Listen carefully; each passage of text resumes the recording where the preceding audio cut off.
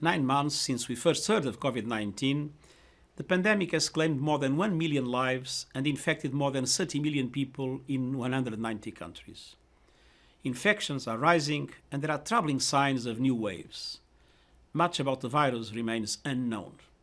But one basic fact is clear: the world was not prepared. The pandemic has revealed utterly inadequate health systems, yawning gaps in social protection, and major structural inequalities within and between countries. We must all draw the hard lessons of this crisis. One of those lessons is that underinvestment in health can have a devastating impact on societies and economies. The pandemic is costing the global economy $335 billion a month. Some 500 million jobs have been lost so far. Human development is going into reverse for the first time since we start measuring it in 1990. COVID-19 has shown that universal health coverage, strong public health systems, and emergency preparedness are essential to communities, to economies, to everyone. That is the backdrop to the policy brief we are launching today. At least half the world's people do not have access to the health services they need.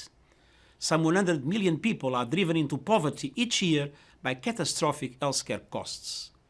This huge gap in health coverage is one reason why COVID-19 has caused so much pain and suffering. Universal health coverage requires governments to step up investment in common goods for health, including surveillance and risk communication, so that the world never faces such a situation again. It also requires public health programs to be inclusive and equitable without financial barriers. Health treatment should not depend on financial status. All countries have agreed to work towards universal health coverage as part of the 2030 Agenda for Sustainable Development. But we cannot wait 10 years. We need universal health coverage, including mental health coverage, now, to strengthen efforts against the pandemic and prepare for future crises. That is just one of the 5 major recommendations in this policy brief.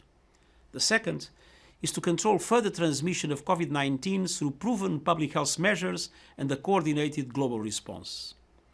The third recommendation is to protect delivery of other health services during the pandemic.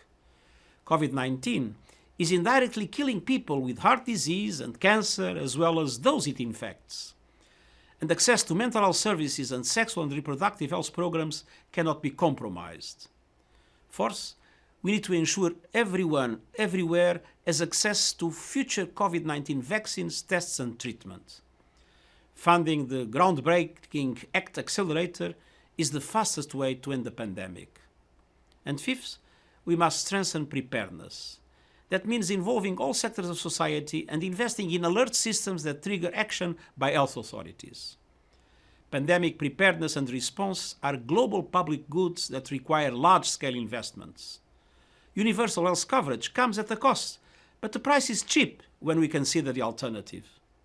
I urge all to speed up and scale up investment in universal health coverage and in stronger health systems starting immediately.